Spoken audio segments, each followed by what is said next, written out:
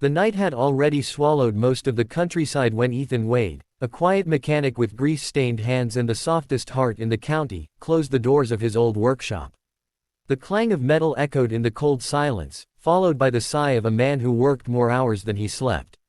Ethan didn't complain. Hard work had become his second skin. His small farm, tucked behind the workshop, barely made enough to keep the lights on, but it was home. It was his father's land, and he'd promised to never sell it, no matter how tough life got. He grabbed his jacket and walked toward the dirt road that led to his farmhouse. The moon hung low, fog rolled across the ground like ghosts searching for warmth, and the wind carried a distant scent of smoke. Ethan paused. Smoke. At this time of night. It wasn't the kind that came from fireplaces. This was sharper, stronger, wrong. He followed the smell, sprinting without a second thought. As he turned the bend, his eyes widened.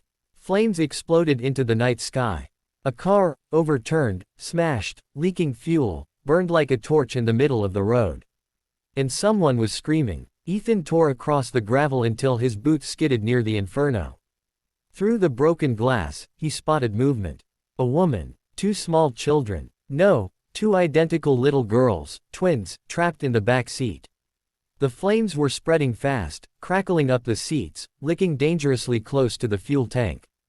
He didn't hesitate. He never would. Ethan grabbed the handle, burning his palm instantly, but he yanked with everything he had.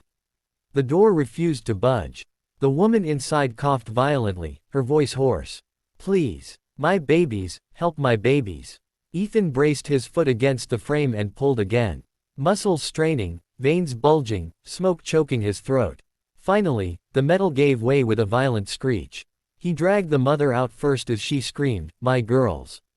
Get my girls!" The flames roared, and one of the twins cried weakly, her tiny hands hitting the window. Ethan's heart split at the sound. He ducked back into the abyss of smoke, heat slamming into his skin. He smashed the back window with his forearm, ignoring the shards slicing his skin. One little girl reached for him, her face streaked with soot and tears. He grabbed her, shielding her from the fire, and rushed her outside, placing her into her mother's trembling arms. "One more," the mother cried. "Please, please." Ethan went back, no hesitation, no fear for his life. Smoke clawed at his lungs, his vision blurred. The second twin was unconscious, slumped over her car seat. Flames were inches away from her tiny body. "Come on, sweetheart," he whispered, reaching through the fire. His jacket caught a spark, flames climbing his sleeve. Ethan ripped it off and shielded the child with his body as he pulled her free. A massive boom shook the road just as he cleared the wreck. The car exploded behind him, sending metal fragments flying. Ethan curled around the unconscious girl, absorbing the shock. Heat seared his back. The world spun. The mother screamed. When the smoke cleared, Ethan was lying on the ground, dazed, but alive. He handed the little girl to her mother, who sobbed uncontrollably, clutching both her daughters like she would never let them go again. "Thank you," she whispered, tears streaming. "You saved us, you saved us all." Ethan nodded weakly. "Just glad you're safe." The paramedics arrived minutes later, called by passing drivers. The mother and the girls were rushed to the hospital, and Ethan refused treatment beyond basic bandaging. He returned home before dawn, exhausted, his body aching but his heart strangely full. He didn't expect to ever see them again. But fate had different plans. The next morning, just as the sun began painting the sky with streaks of gold and pink, his farm trembled. The sound was distant at first, a low rumble that grew louder. Ethan stepped outside, confused.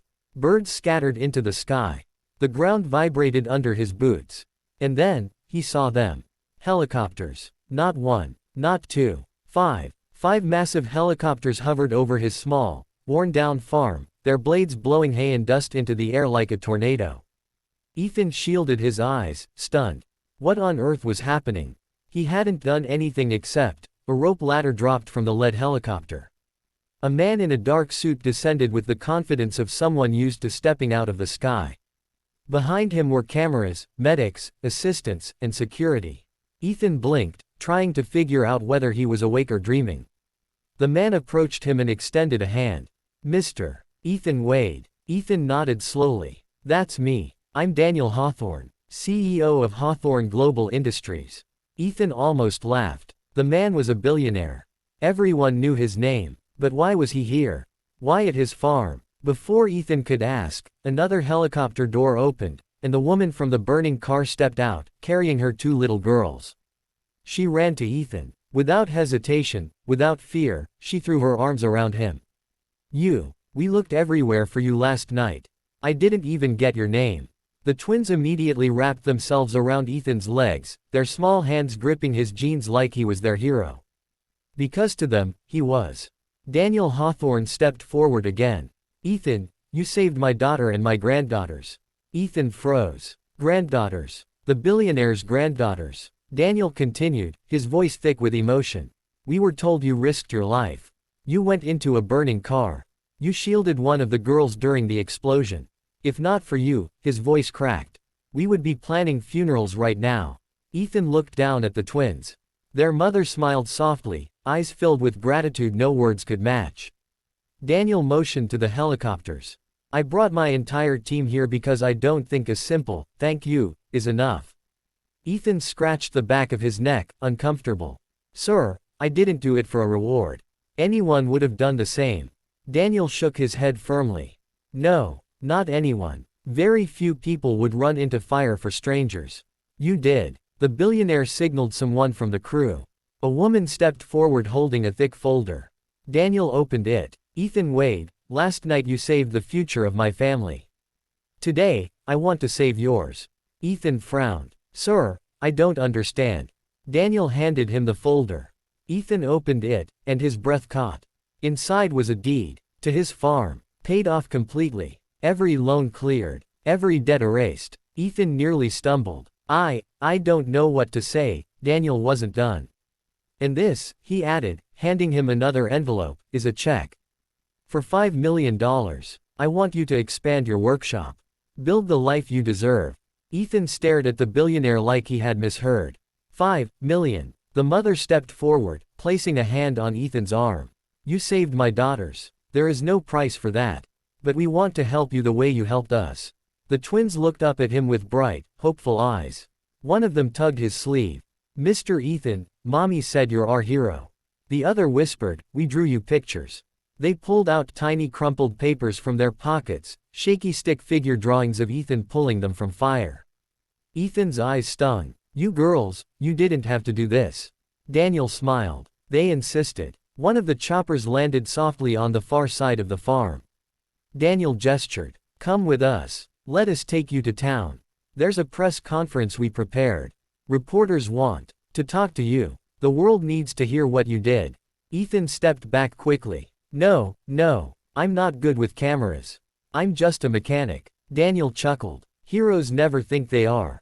Ethan shook his head. I don't want fame. I don't want attention. I just want to live quietly. Daniel's expression softened. Then we'll respect that. He waved for the cameras to stay back.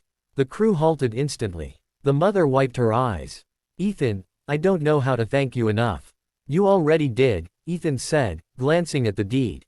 Daniel extended his hand again. If you ever need anything, ever, you call me. Your family now. Ethan laughed lightly. Family. I barely know you. Daniel grinned. You saved the people I love most. That makes you part of us. The twins hugged Ethan one last time before their mother lifted them into the helicopter. Daniel followed, pausing before boarding. Ethan, the world needs more men like you. I hope you know that. The helicopters lifted into the sky, leaving Ethan standing in the whirlwind of dust, holding a deed and a check that would change his life forever. Silence settled once the blades faded into the distance. Ethan let out a breath he didn't know he'd been holding. He looked at the papers in his hands, then at his old farmhouse, battered and worn. For the first time in years, he imagined a future where things could be different. Better. A future he never expected. Later that evening, as the sun dipped over the horizon and cast long shadows across the fields, Ethan stood on his porch. The breeze carried the faint laughter of children in the distance, maybe just a memory, but one he would hold close forever. He didn't feel like a hero. He felt like a man who did what was right. But the world, the billionaire, the mother, and the twin girls, they all saw something more in him. And maybe, just maybe, he was ready to believe it too. Because sometimes life changes in the blink of an eye. Sometimes it takes just one moment, one brave decision, to rewrite the entire story of a person's fate. Ethan Wade never sought glory. But glory found him anyway.